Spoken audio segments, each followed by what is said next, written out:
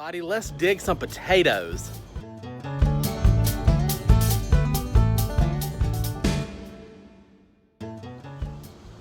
What's up, guys? Welcome to Horticulture Geek. I'm glad you're here today. I'm Ray, and today it is time to dig up our potatoes. So the bed is right behind me, so you can see that all the vines, there's one green vine left, but all of the potato plant has started to die, brown, and wither away. So that is our sign that it is time to dig. And they've actually been this way for about a week. This one green sprig here is just a little holdout, but all the others have been this way for over a week. And that's important. You want to leave them in the ground for about 2-ish weeks, a little less, maybe a little more, but you want them to harden off in the soil for a little bit. And we're gonna dig them out, and then we're gonna let them finish hardening off in the garage. So there's nothing fancy needed for this project. I've got a big basket, a plastic mesh basket, and a shovel. Here, let's look at this basket. So this is a mesh basket. You can see it has lots of airflow through it on all sides. This is actually a bulb basket. So tulip bulbs, daffodil bulbs, stuff like that get shipped in these when you do mass orders. So they're perfect for potatoes because potatoes need good air circulation all around them. You'll see I'll lay them out so that they can continue to cure and harden off for proper storage. So now, as always with potatoes, it's you never know what you're gonna get. We may dig this whole bed up and find 5 pounds of potatoes. We may dig it up and find nothing. We may dig it up and find 40 pounds of potatoes. So I'm gonna set the camera up, start digging, and we'll see what we get. So here we go.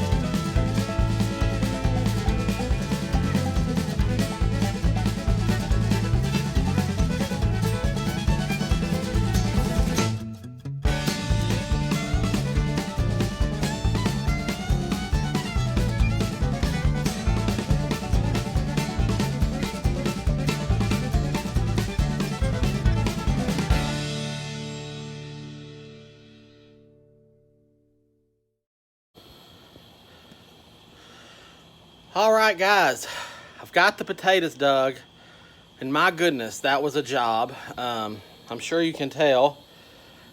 It is 100 degrees here.